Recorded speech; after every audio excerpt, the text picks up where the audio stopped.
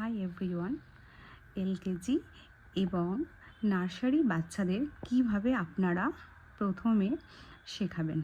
বাচ্চারা অনেক সময় বুঝতে অসুবিধা হয়, সেই হিসাবে কি হয়, আমাদের মায়েদেরও অনেক কষ্ট হয়। সেই হিসাবে সহজ পদ্ধতিতে যারা তারা বুঝতে পারে স্মল লেটার এবং ক্যাপিটাল লেটার কিভাবে বোঝাবেন।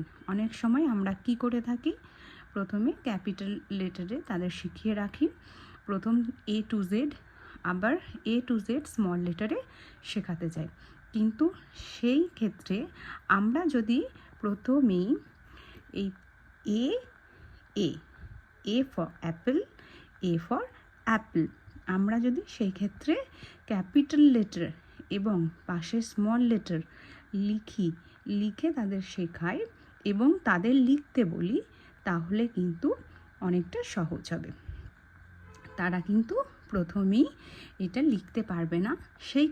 সেই ক্ষেত্রে আমাদের এভাবে ডট ডট দিয়ে ওদের বোঝাতে হবে যে এভাবে তোমরা ডট টানো আর এভাবে তোমরা এ লেখো।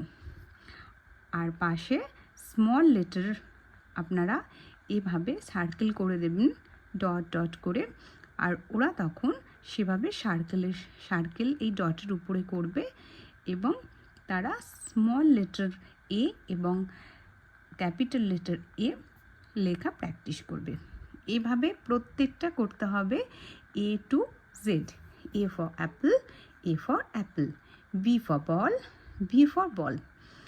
এইগুলো বলার সময় ওদেরকে বলতে হবে, মানে ওদেরকে বারবার বলে দিতে হবে capital letter B, small letter B, capital letter B, small letter B।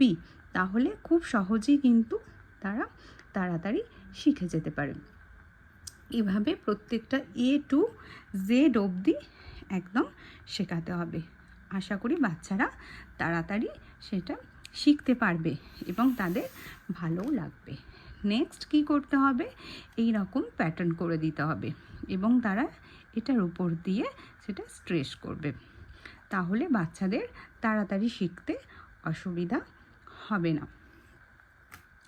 আমরা এইভাবে বাচ্চাদের শেখালে তারা ক্যাপিটাল লেটার এবং স্মল লেটার দুটোই কিন্তু মনে রাখতে পারবে।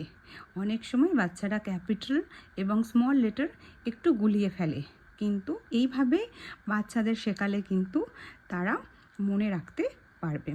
আপনাদের যদি ভিডিওটি ভালো লাগে তাহলে অবশ্যই কিন্তু শেয়ার করবেন।